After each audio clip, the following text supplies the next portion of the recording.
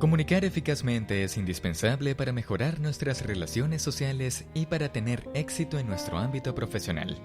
Por eso, en este video vamos a ver algunas recomendaciones para hacer una buena exposición oral, y para ello tomaremos como modelo las charlas TED.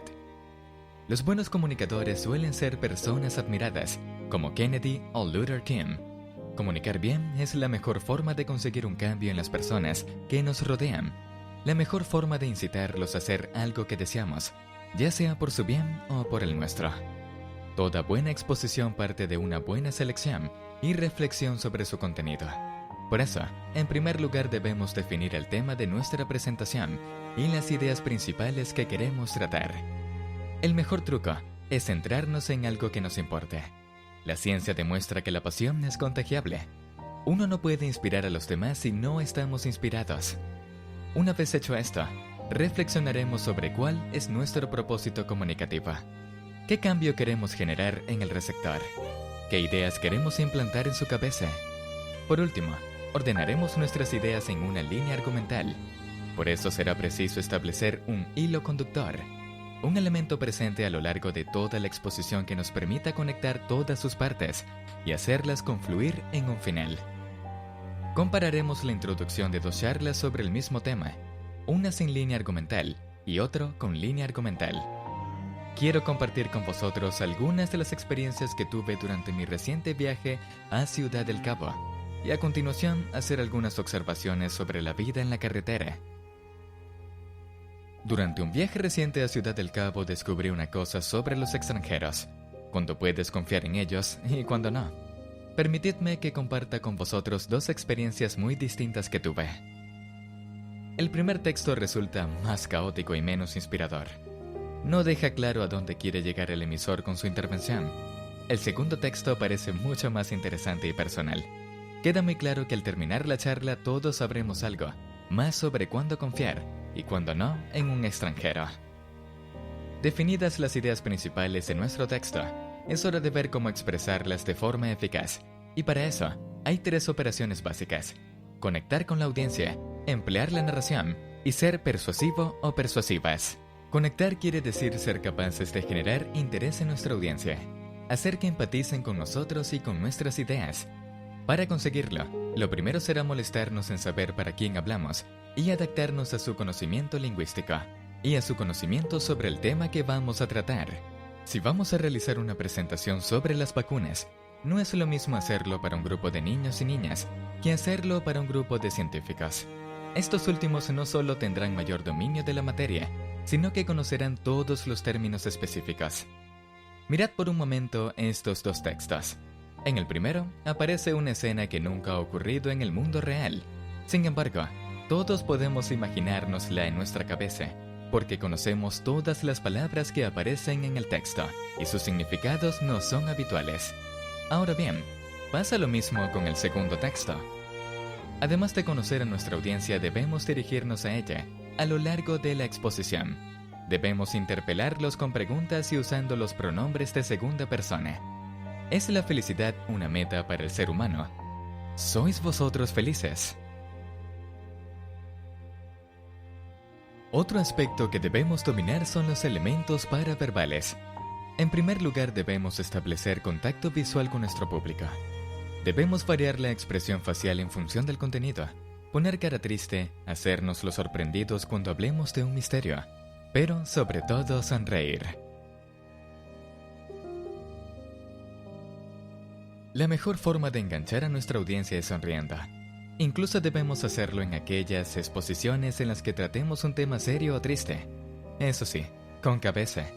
No es lo mismo reír a carcajadas que una sonrisa de complicidad, por ejemplo.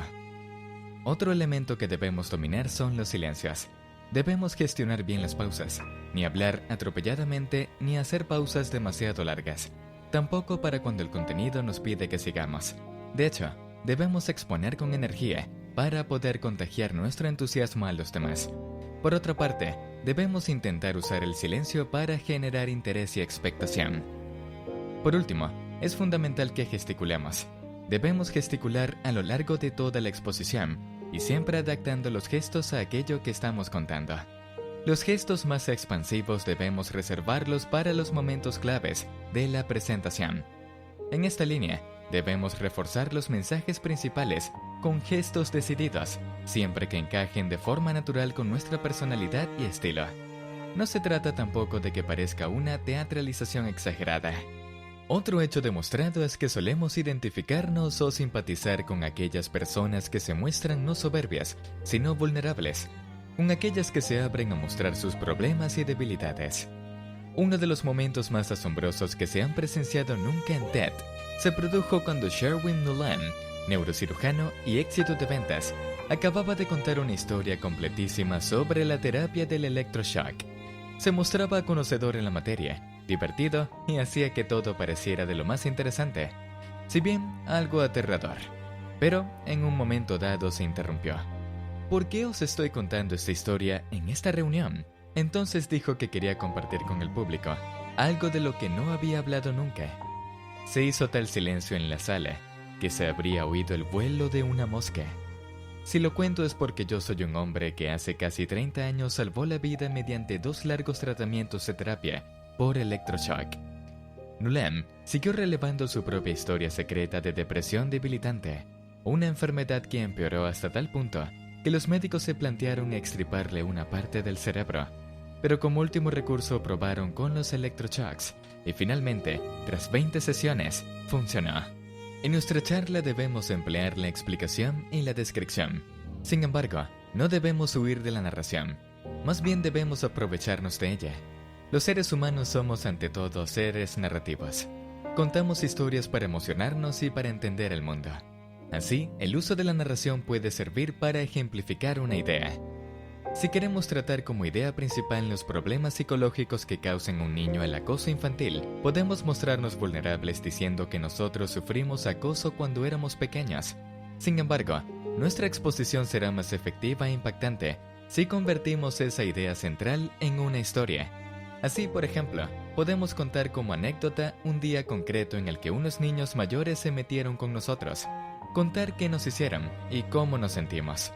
Los seres humanos solemos entender mejor las cosas cuando son concretas y están contextualizadas en un tiempo y lugar. Por eso nos conmueve más una película sobre el acoso infantil que un estudio científico. Por eso los anuncios utilizan muchas veces historias. Además, las historias nos pueden servir para explicar una idea compleja. Si estás dando una charla sobre el lenguaje JavaScript a un público en general, podrías explicar que la gente, por lo común, tiene un modelo mental de lo que es un programa informático, según el cual este consiste en un conjunto de instrucciones que se ejecutan una tras otra. Pero en el JavaScript, las instrucciones pueden ser asincrónicas, lo que significa que no puede tenerse la seguridad de que la línea 5 vendrá siempre después de la línea 4. Imagina que te estás vistiendo por la mañana y que fuera posible que te pusieras los vaqueros antes que los calzoncillos. Pues eso es algo que puede ocurrir con el JavaScript. Para que una narración sea efectiva, debemos tener en cuenta 4 claves. Debemos escoger un protagonista por el que el público sienta simpatía. Mejor si es un niño indefenso que un empresario malvado. También debemos generar tensión a través de la intriga, la curiosidad o un problema real. Debemos ser muy exactos a la hora de contar la historia. Aportar la información justa y necesaria, ni más ni menos. Y por último debemos preparar muy bien la conclusión. Esta puede ser divertida, sorprendente, conmovedora o inspiradora. He aquí una gran historia. Una vez cuando tenía 11 años, mi padre me llevó a pescar. Estábamos los dos en una barquita muy pequeña, a 5 millas de la costa, cuando se desencadenó una gran tormenta. Papá me puso un chaleco salvavidas y me susurró al oído: ¿confías en mi hijo? Yo asentí. Él me lanzó por la borda. Lo digo en serio. Me tiró al mar así sin más. Caí al agua y me quedé flotando en la superficie, haciendo esfuerzos por respirar. El agua estaba helada. Las olas me aterraban. Eran monstruosas. Entonces papá se lanzó al agua y vino a por mí. Observamos con horror que la barquita volcaba y se hundía, pero él me sostenía todo el rato. Me decía que todo saldría bien. 15 minutos después llegó el helicóptero de los guardacostas. Lo que ocurrió fue que mi padre sabía que la barca estaba dañada y que iba a hundirse, y había comunicado nuestra localización exacta. Supuso que era mejor lanzarme al mar abierto que arriesgarse a que me quedara atrapado en la barca cuando ésta se volcara. Así fue como aprendí el verdadero significado de la palabra confianza. Y a continuación, cómo no hay que contarla. Aprendí qué significaba confiar en mi padre cuando tenía 8 años, y nos fuimos en medio de una tormenta mientras pescábamos caballas. Antes de que se formara la tormenta no habíamos logrado pescar ni una. Papá sabía que la barca iba a hundirse, porque era una de aquellas hinchables de la marca Saturn, que normalmente son bastante resistentes pero que ya se había pinchado en una ocasión, y papá temía que pudiera volver a ocurrir. En todo caso, aquella tormenta era demasiado fuerte para una barca hinchable, y ya empezaba a hacer aguas. Así que llamó al servicio de rescate de los guardacostas, que en aquella época estaba disponible las 24 horas al día, 7 días a la semana, no como ahora. Les comunicó nuestra posición y entonces, para evitar el riesgo de quedar atrapados debajo, si la barca volcaba, me puso un chaleco salvavidas y me lanzó por la borda antes de tirarse él al agua. Entonces los dos esperábamos a que llegaran las guardacostas, y sí, 15 minutos después apareció el helicóptero. Creo que era un Sikorsky MH-60 Jayhawks, y no tuvimos ningún problema. Por último, persuadir consiste en convencer al receptor de que haga algo, y para eso debemos convencerlo de que su forma de ver el mundo no es del todo correcta. Así que para ello deberemos hacer dos cosas: desmontar aquellas ideas en las que está equivocado y presentarle nuevas ideas más válidas y acertadas. Por ejemplo, si queremos convencer a un público de que la realidad depende de nuestros sentidos, para desmontar sus ideas previas podemos desarmarlo, empleando nada más comenzar una ilusión óptica. Para persuadir es necesario emplear argumentos lógicos, pero con esto no basta. Debemos también resultar creíbles y apelar a los sentimientos. Nuestros argumentos lógicos deben fundamentarse en datos y cifras. Además, para hacerlos más visuales, podemos apoyarnos en gráficas o imágenes de cualquier tipo. Para resultar más creíbles no llega con conectar con la audiencia. Deberemos también recurrir a las citas de autoridad, es decir, deberemos justificar nuestras ideas en lo dicho por personas famosas, respetadas o expertas en un tema. Y también fundamentarnos, no solo en nuestra experiencia particular, sino también en estudios científicos. Para apelar a las emociones ya hemos visto la importancia de la narración, pero además podemos recurrir a imágenes potentes y al humor. Otra buena estrategia es emplear un léxico relacionado con las emociones y las pasiones.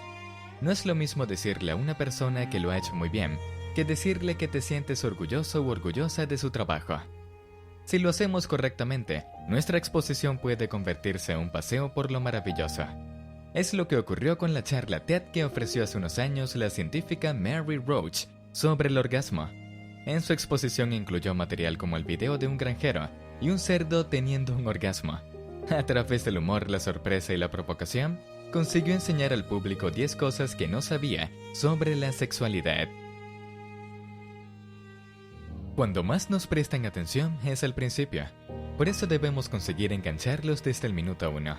Si los perdemos es muy difícil reengancharlos. Lo que necesitas es un inicio que atrape a la gente desde el primer momento. Una afirmación sorprendente, una pregunta intrigante, un relato breve, una imagen increíble. El inicio es el mejor momento para jugar con el drama y generar curiosidad. Es el momento de poner la miel en los labios al oyente. Pero ojo, no hay que darle todo al principio. Siempre debemos dejarnos alguna idea sorprendente, alguna sentencia o reflexión importante para el final. De lo contrario, la atención de la gente decaerá. Brian Simpson centró su charla TED en la idea de la justicia. Él inició su exposición diciéndole al público que había sido su abuela quien le había enseñado la importancia de la identidad. A continuación, comenzó a narrar la siguiente historia. Mi abuela me sentó, me miró y me dijo: «Quiero que sepas que te he estado observando», y añadió: «Pienso que eres especial. Creo que puedes hacer cualquier cosa que te propongas. Nunca lo olvidaré». Luego me dijo: «Solo quiero que me prometas 3 cosas, Brian». A lo que respondí: «Claro, abuela. Lo primero que quiero que me prometas es que siempre querrás a tu madre». Y añadió: «Es mi hijita. Tienes que prometerme que siempre la cuidarás». Como yo adoraba a mi madre, le contesté: Lo haré, abuela. Entonces me dijo, lo segundo que quiero que me prometas es que siempre harás lo correcto, aunque lo correcto sea lo difícil. Lo pensé un momento y le dije, sí, abuela, lo haré. Finalmente me dijo, lo tercero que quiero que me prometas es que nunca beberás alcohol. Yo tenía 9 años, así que le dije, sí, abuela, te lo prometo. Pocos años más tarde, Steve Sam estaba en un bosque cerca de su casa con dos de sus hermanos, que le insistían para que tomase un trago de cerveza. Él se negaba a hacerlo, diciendo que no se sentiría bien si lo hacía. Entonces mi hermano me miró fijamente y me dijo, ¿qué te pasa, hombre? Toma un poco de cerveza. Clavó en mí su mirada y continuó, no me digas que todavía estás pensando en la conversación con la abuela. ¿Pero de qué estás hablando?, le contesté. La abuela les dice a todos sus nietos que son especiales, respondió. Yo me quedé hecho polvo. Steve Sam bajó la voz y continuó. Les diré algo que probablemente no debería contar. Sé que esto tendría una amplia difusión. Tengo 52 años y reconozco que nunca he tomado ni una gota de alcohol. No lo digo porque crea que esto es digno de elogio, sino para hacer ver el poder que tiene la identidad. Su relato termina de manera muy graciosa y de pronto todos los asistentes se sintieron profundamente conectados a ese hombre. Stimson supo escoger bien una historia para ejemplificar su idea y para que el público empatizara con los argumentos de su presentación. En cuanto a la conclusión de nuestra exposición, dependerá de cómo hayamos comenzado. Por ejemplo, si hemos puesto ejemplos muy concretos, podemos terminar con una explicación más general. Para que nuestro final resulte efectivo, debemos escoger como mínimo alguna de estas opciones. Terminar con una llamada a la acción, con una historia que nos implique personalmente, o con una visión esperanzadora del tema que estuvimos tratando.